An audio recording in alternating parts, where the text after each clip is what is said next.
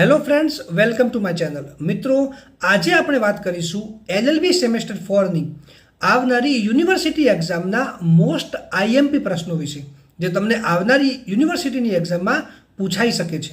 તો મિત્રો, આ વિડીયોને એન્ડ સુધી જુઓ, અને જો તમે મારી ચેનલ પર નવા છો તો ચેનલને સબસ્ક્રાઇબ કરવાનું ના ભૂલતા.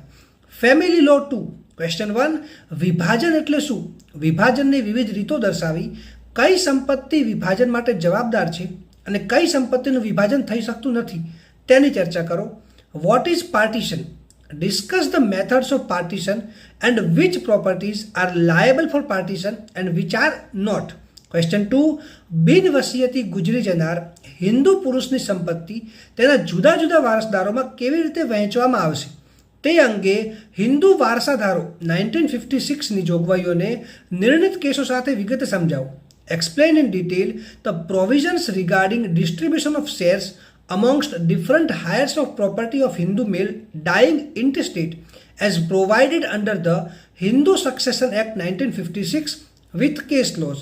Question 3, બિનવસિયતી ગુજરનાર પારસીની મિલકતની વહેંચણી વિશે ચર્ચા કરો.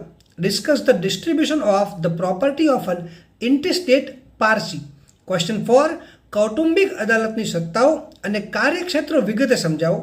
Explain in detail the powers and jurisdiction of the family court.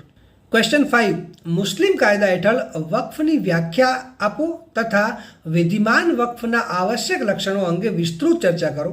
Define waqf under Muslim law and discuss essential characteristics of lawful waqf. Question 6, હિન્દુ અભિભક્ત કુટુંબનો ખ્યાલ અને તેના કર્તાની સત્તાઓ વિગતે સમજાવો. Explain in detail the concept of Hindu undivided family and powers of its karta. Question 7, ટૂંક નોંધ લખો એટલે કે રાઇટ શોર્ટ નોટ્સ. એ, મુસ્લિમ કાયદા હેઠળ હિબા એટલે કે બક્ષિસના પ્રકારો. કાઇન્ડ્સ ઓફ હિબા એટલે કે gift under the Muslim law.